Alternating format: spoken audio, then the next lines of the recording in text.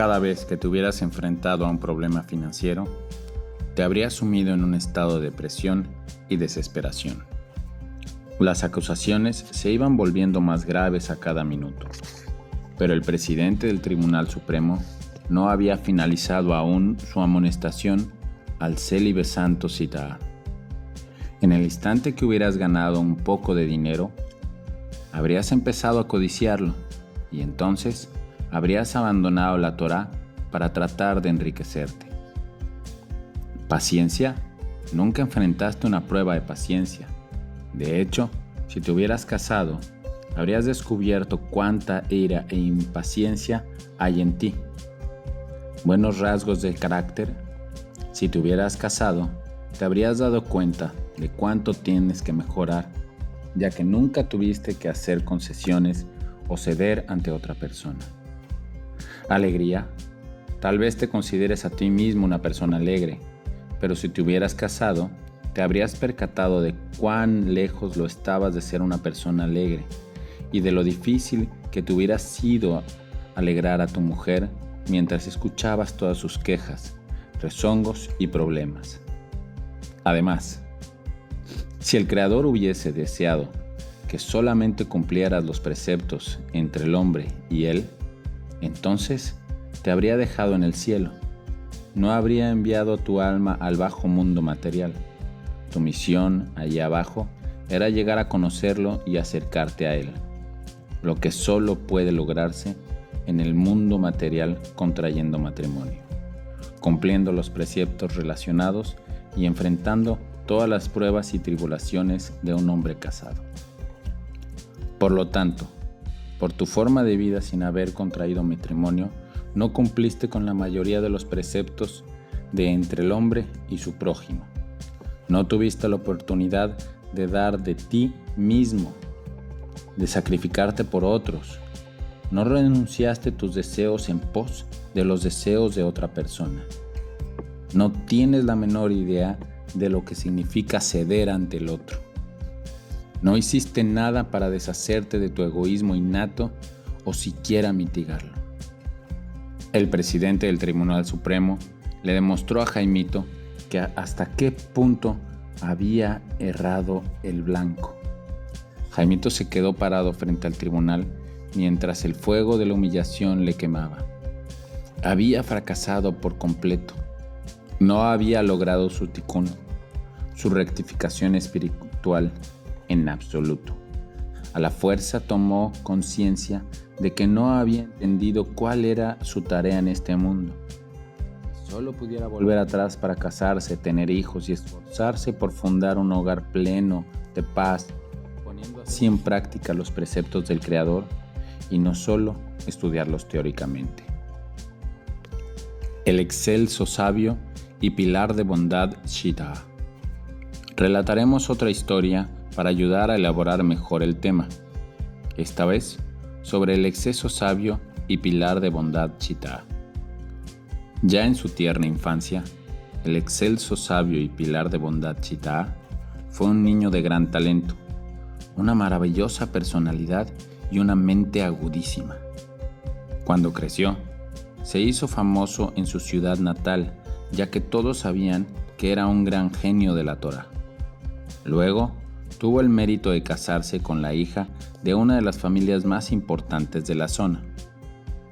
El excelso sabio y pilar de bondad Sitaá desarrolló al máximo sus aptitudes. Estudiaba Torá con excepcional perseverancia. A pesar de su alto nivel, nunca se olvidaba de dejar un tiempo libre para acercar a los más simples trabajadores al camino espiritual. En cuanto a proyectos de caridad, el excelso sabio y pilar de bondad Sitaá no tenía ningún parangón. Prestaba desinteresadamente dinero a los pobres o los ayudaba a conseguir la suma necesaria de otras personas.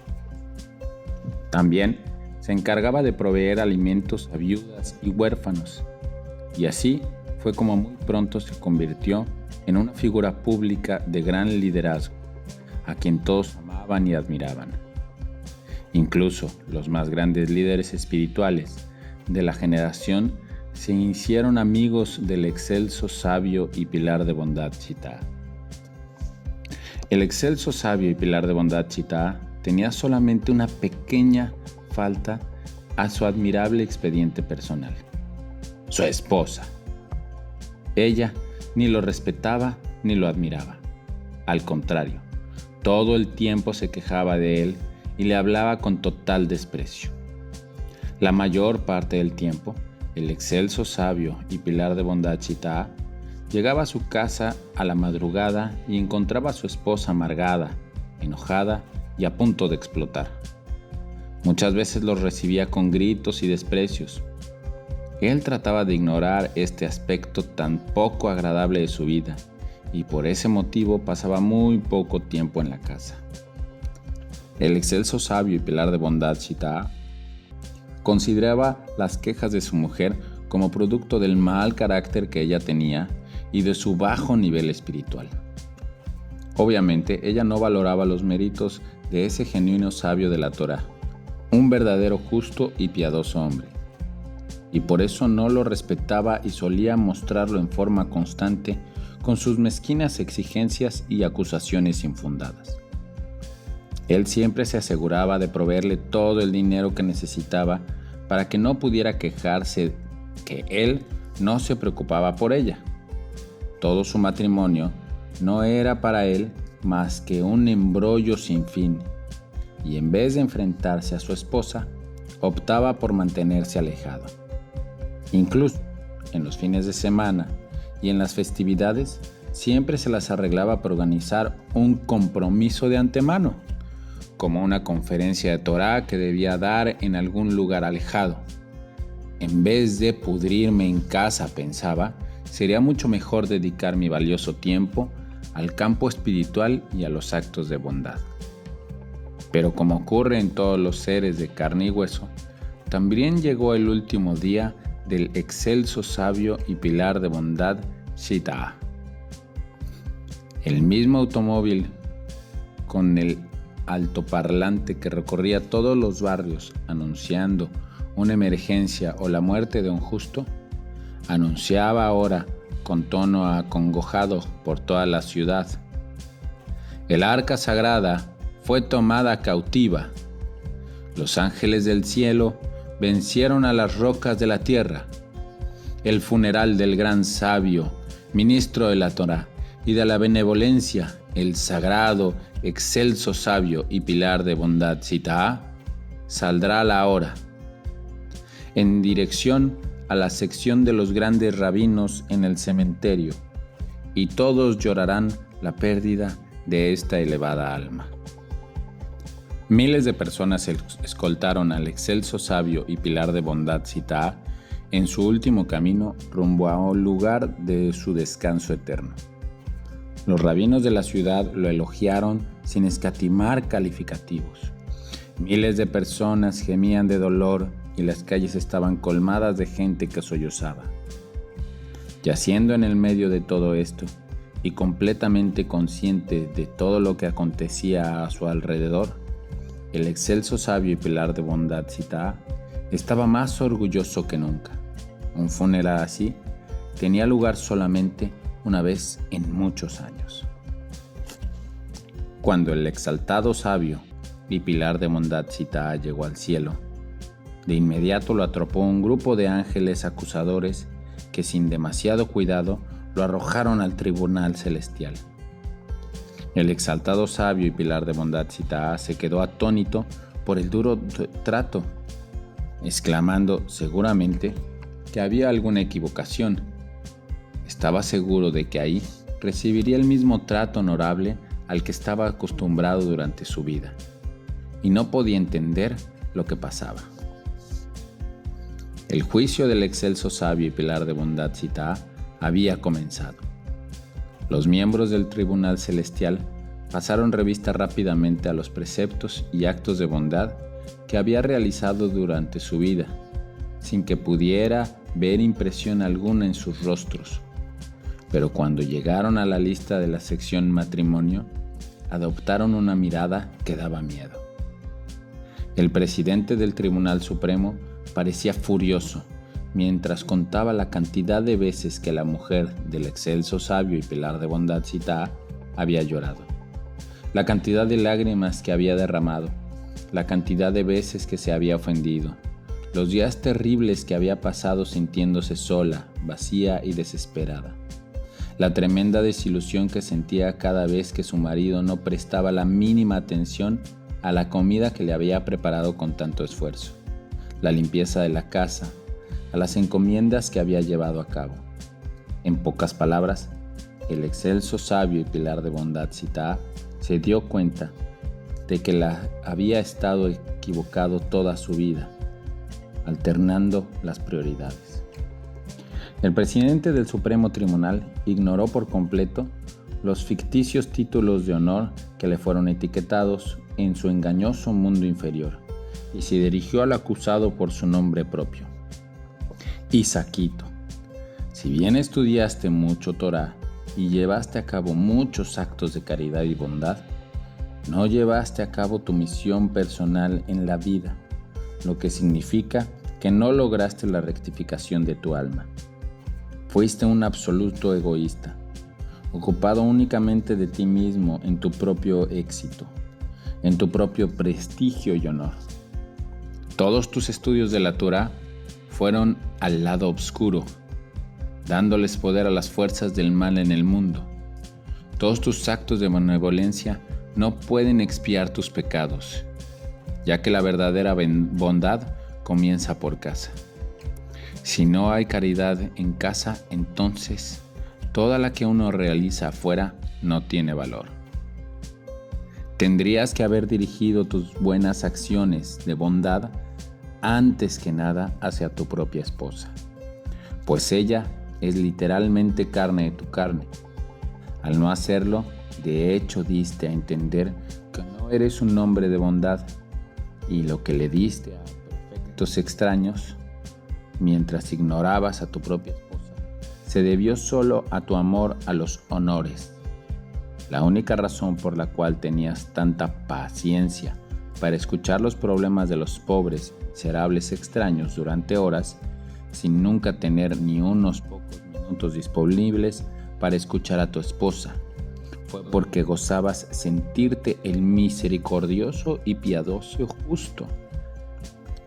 Dabas sermones y consejos, guías sobre la paz matrimonial, pero no cumpliste con nada. De hecho, le dabas a la gente los peores consejos matrimoniales que existen. A causa de tu influencia negativa, familias enteras fueron destruidas. Todo esto te pasó porque no entendiste que la prueba y el trabajo principal que tenías era vivir en paz con tu propia esposa. Pensabas que era una pérdida de tiempo valioso en la cual podrías estudiar más Torá y progresar en tus estudios. Todos los maravillosos preceptos que el esposo tiene que cumplir en la relación con su esposa fueron para ti una fastidiosa carga y una gran molestia en tu vida caritativa, aunque en realidad construyen la forma más verdadera, más elevada y más profunda de bondad. Si solo hubieras invertido tus esfuerzos en la paz hogareña, muy pronto te habrías enterado de lo alejado que estabas de cumplir con el verdadero propósito de la Torá. El objetivo de la Torá y de los preceptos es que el hombre logre la emuná. Entonces, ¿qué Torá estudiaste si no te llevó a la auténtica fe en Hashem? ¿Por qué no creías que cuando tu mujer te hablaba, era el Creador mismo el que te hablaba contigo? Y cuando tu mujer pedía que te quedaras en casa, ¿era el Creador mismo que quería que lo hagas? El objeto de la Torá y de los preceptos es hacer que te vuelvas humilde. ¿Acaso es un acto de humildad el hacer caso omiso a los sentimientos de tu esposa, yéndote de la casa a pesar de su voluntad? El atributo de la bondad se encuentra en el corazón, es decir, que el hombre debe sentir lo que le falta a su prójimo y tener compasión de los demás. Entonces, ¿cómo es posible que no le hayas tenido compasión a tu propia esposa? ¿Cómo es que no diste de tu tiempo ni de tu atención a la persona más cercana y que más te asiste? Muchísimo más que todas las personas extrañas a las que les hiciste favores, que no te dieron nada fuera de honores y prestigio. ¿Acaso alguna de ellas estaba dispuesta a quedarse despierto noches enteras para atender a tu bebé? ¿Estaba dispuesta a soportar una milésima parte del sufrimiento y a pesar del embarazo, el parto y la crianza de tus hijos? Así continuó el presidente del Tribunal Supremo, demostrándole a Isaquito que se había equivocado en grande, y todo por no dar importancia primordial al tema de la paz conyugal. En estos dos ejemplos vemos dos personalidades que para el resto del mundo son personas excepcionales que alcanzan un nivel privilegiado de calificación sobresaliente en todos los campos, lo que muy pocos pueden alcanzar en sus vidas. Sin embargo, como no invirtieron sus esfuerzos en el tema principal, que es el Shalom Bait, la paz hogareña, en el cielo recibieron una evaluación tan baja, incluso más baja, que las personas más simples que aparentamos no poseer ninguna virtud especial, pero han logrado vivir en paz con sus esposas.